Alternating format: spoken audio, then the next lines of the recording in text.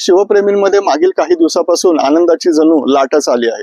त्याला कारणही तसं घडलं आहे। छत्रपती शिवाजी महाराजांचा ऐतिहासिक वारसा हा जागतिक स्तरावरती अधोरेखित झाला आहे।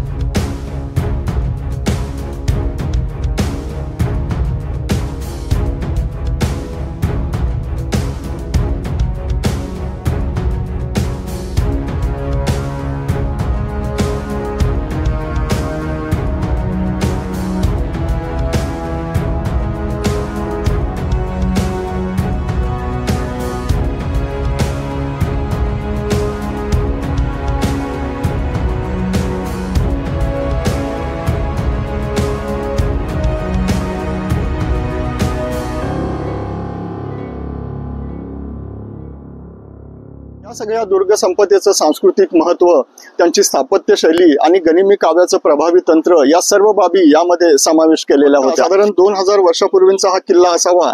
तो सातवाहन चालुक्य, त्याच्यानंतर निजामशहा, आदिलशहा आणि मग महाराजांनी तो 1657 साली घेतला।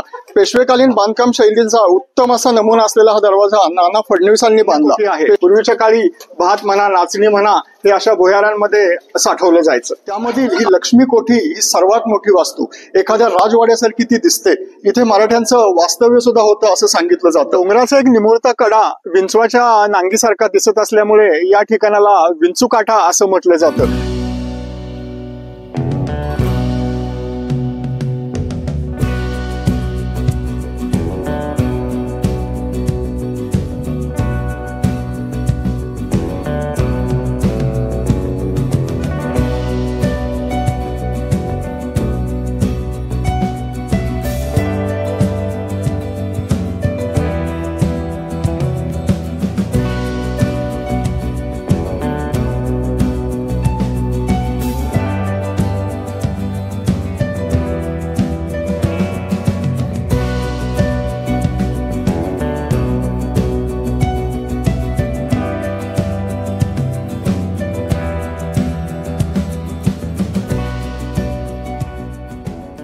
जय शिवराय मंडळी। डॉक्टर प्रसाद ट्रॅव्हलिंग या युट्यूब चॅनलमध्ये तुम्हा सर्वांचं पुन्हा एकदा स्वागत। मंडळी, शिवप्रेमींमध्ये मागील काही दिवसापासून आनंदाची जणू लाटच आली आहे। त्याला कारणही तसं घडलं आहे। छत्रपती शिवाजी महाराजांचा ऐतिहासिक वारसा हा जागतिक स्तरावरती अधोरेखित झाला आहे। महाराजांच्या 12 किल्ल्यांना युनेस्कोचं जागतिक वारसा स्थळ असं मानांकन मिळालं आहे। या सगळ्या दुर्ग संपदेचं सांस्कृतिक महत्व, त्यांची स्थापत्य शैली आणि गनिमी काव्याचं प्रभावी तंत्र या सर्व बाबी यामध्ये समावेश केलेल्या होत्या। अशाच एका उत्कृष्ट स्थापत्य शैली असलेल्या आणि तितकाच वैभवशाली इतिहास असलेल्या बेलाग बुलंद गडाला भेट देण्यासाठी, ज्याचं नुकतंच युनेस्कोमध्ये जागतिक वारसा स्थळ म्हणून नामांकन झालं आहे, त्या गडाला भेट देण्यासाठी आज आपण आलो आहोत आपल्या लाडक्या लोहगडावर। आज आपण हा किल्ला पाहूया। तुम्हाला जर हा व्हिडिओ आवडला नक्की लाईक करा, चॅनलला सबस्क्राईब करा आणि आपल्या मित्रांनाही शेअर करा। चला तर पाहूया किल्ले लोहगड।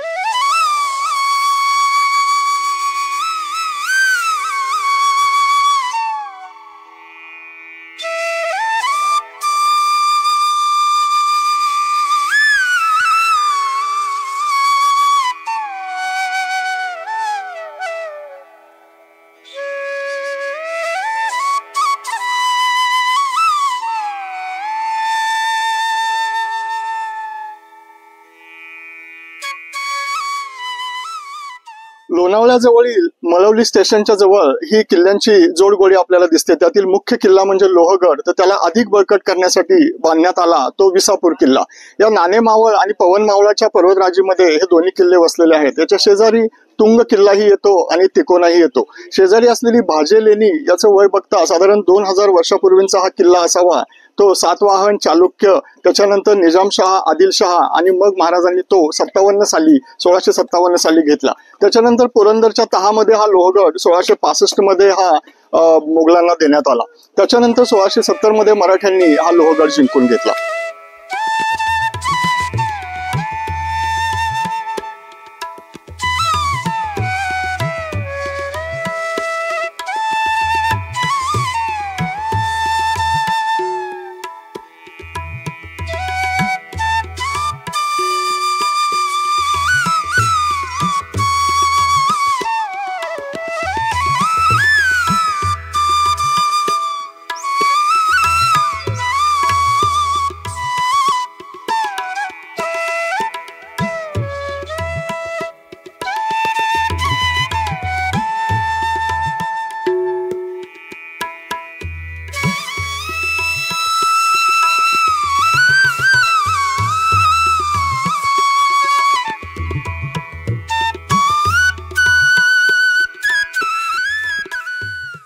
सर्पाकार द्वाररचनेचा अतिशय उत्कृष्ट नमुना म्हणजे हा लोहगड किल्ला आहे। याला गणेश दरवाजा, हनुमान दरवाजा, नारायण दरवाजा तसंच महादरवाजा असे 4 दरवाजे आहेत। या गणेश दरवाजाच्या दोन्ही बुरुजांखाली डाव्या उजव्या बाजूला सावळे कुटुंबियांपैकी एकाचा नरबळी देण्यात आला होता। त्यानंतर या लोहगड वाडीची पाटीलकी त्या सावळे कुटुंबाला देण्यात आली असं सांगतात। याच्या पाठीमागे काही शिलालेख सुद्धा आढळतात।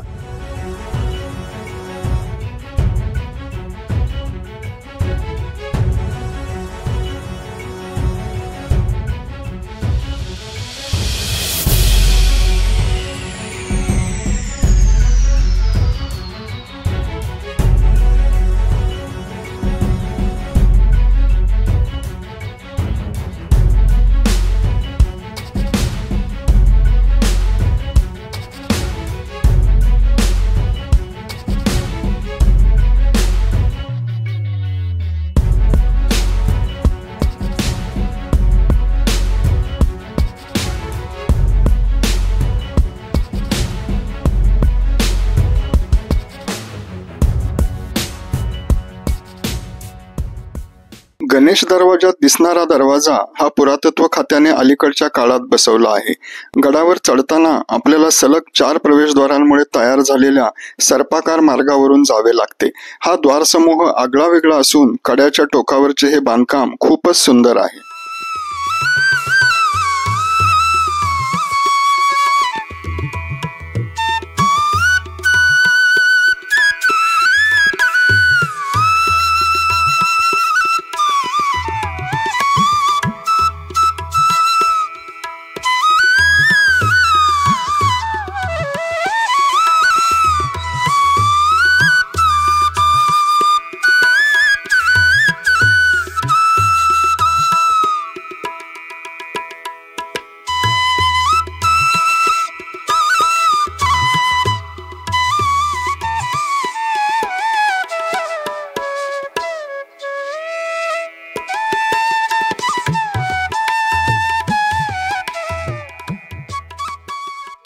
आता आपण येऊन पोहोचतो गडाच्या दुसऱ्या दरवाजाला, ज्याला नारायण दरवाजा म्हणतात।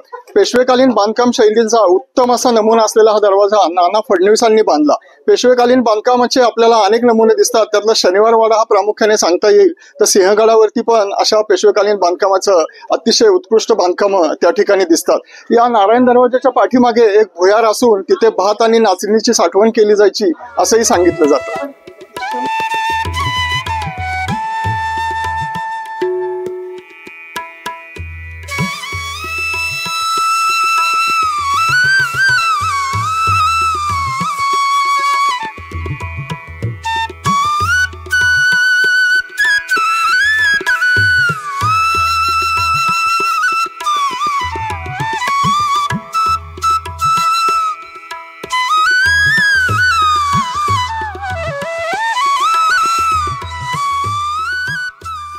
गडाचा दुसरा दरवाजा नारायण दरवाजा, त्याच्यापासून थोडंसं चालत आल्यानंतर आपण एका भुयाराजवळ येऊन पोहोचतो की जिथे धान्य कोठी आहे। पूर्वीच्या काळी भात म्हणा, नाचणी म्हणा, हे अशा भुयारांमध्ये साठवलं जायचं।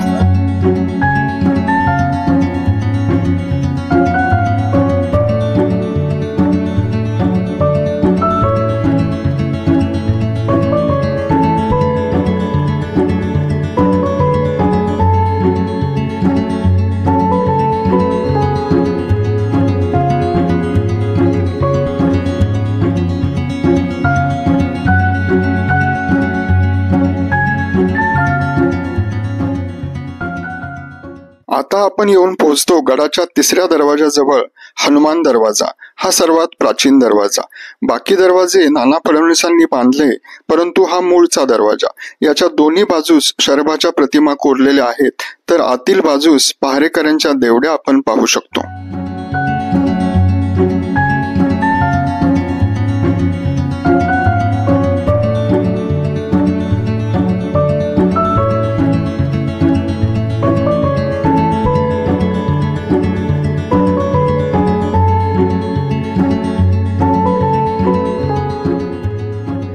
महादरवाजा हा गडाचा मुख्य दरवाजा आहे। यावर हनुमानाची मूर्ती कोरलेली आहे। या दरवाजातून आपण पठारावर प्रवेश करतो।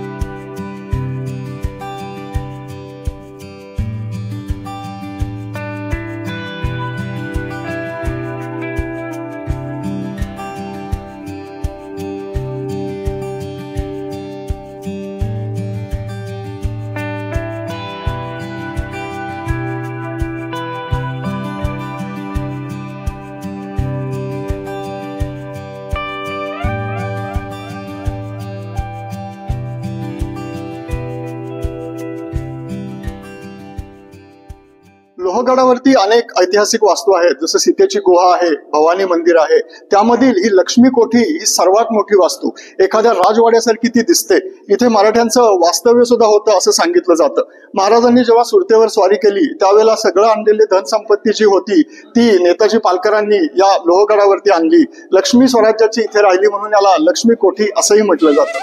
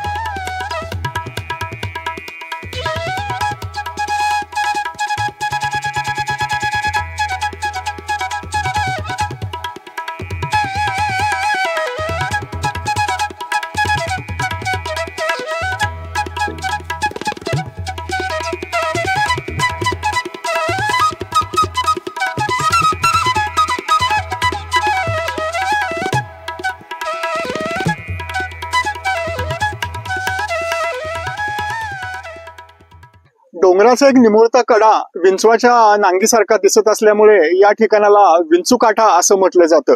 याला तटबंदीने संरक्षित केलेलं आहे.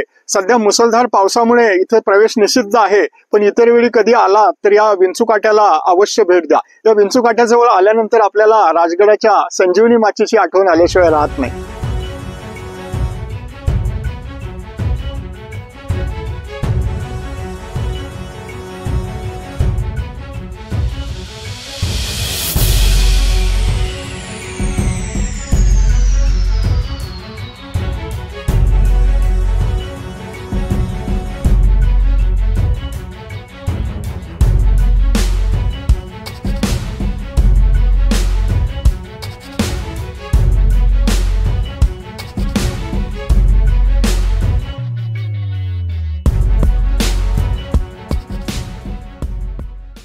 सतराशे 1989 मध्ये नाना फडणवीसांनी किल्ल्याचे बांधकाम आणखी मजबूत करताना 16 कोन असलेला एक खोल तलाव बांधला व त्याच्या बाजूस शिलालेख कोरला. त्याचा अर्थ असा की शके 1711 मध्ये बाळाजी जनार्दन भानू नाना फडणवीस यांनी हा तलाव धोंडो बल्लाळ नेत्सुरे यांच्या देखरेखीखाली बाजी चट यांच्याकडून बांधवला. सध्या या तळ्यात अजिबात पाणी साठत नाही, कारण नाना फडणवीसांनी या तळ्यात संपत्ती लपवली असावी या संशयाने इंग्रजांनी हे तळे फोडून काढले.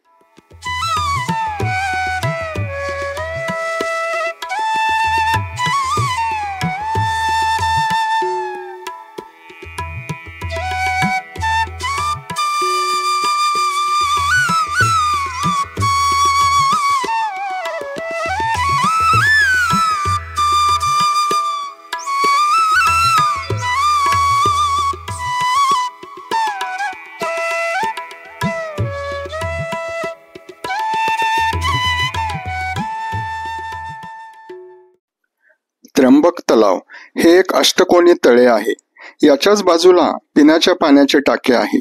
ही गडावरील पिण्याच्या पाण्याची एकमेव सोय आढळते.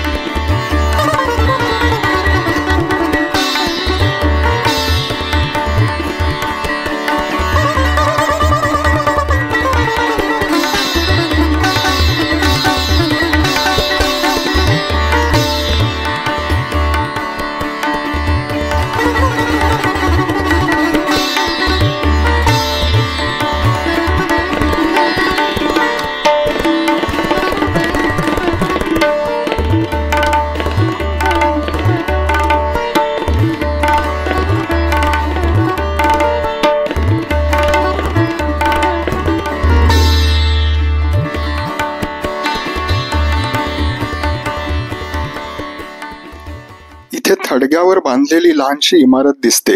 ती औरंगजेबाच्या मुलीचे थडगे आहे असे म्हटले जाते, पण तसा काही पुरावा नाही व त्याच्या मुलीचे नावही उपलब्ध नाही.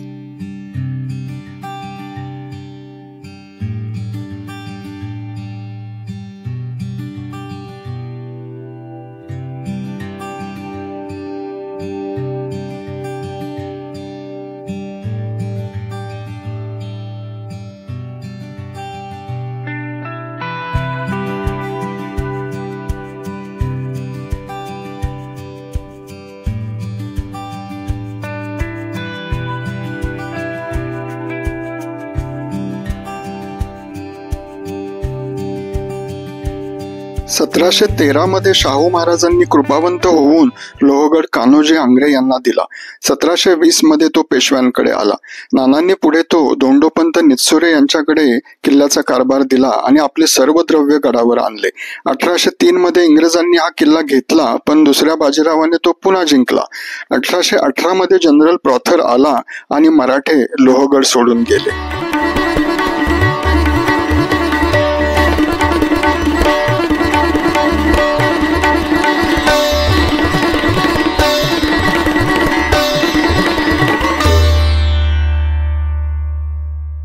शिवरायांच्या 12 किल्ल्यांना युनेस्कोच्या जागतिक वारसा स्थळाचा दर्जा मिळाल्याने जागतिक स्तरावरील महत्त्व अधोरेखित होऊन प्रतिष्ठा वाढेल. या किल्ल्यांचे संरक्षण आणि जतन केले जाईल, ज्यासाठी आर्थिक सहाय्य मिळण्याचीही शक्यता असते. पर्यटनाला चालना आणि आर्थिक विकास होण्यास हातभार लागतो, तर जागतिक दर्जा मिळाल्याने त्या स्थळावर अधिक संशोधन आणि अभ्यास करण्यासाठी प्रोत्साहन देखील मिळते. हा व्हिडिओ तुम्हाला कसा वाटला ते कमेंट सेक्शन मध्ये नक्की सांगा. इतिहासाच्या वाटेवर भेटत राहू. जय शिवराय.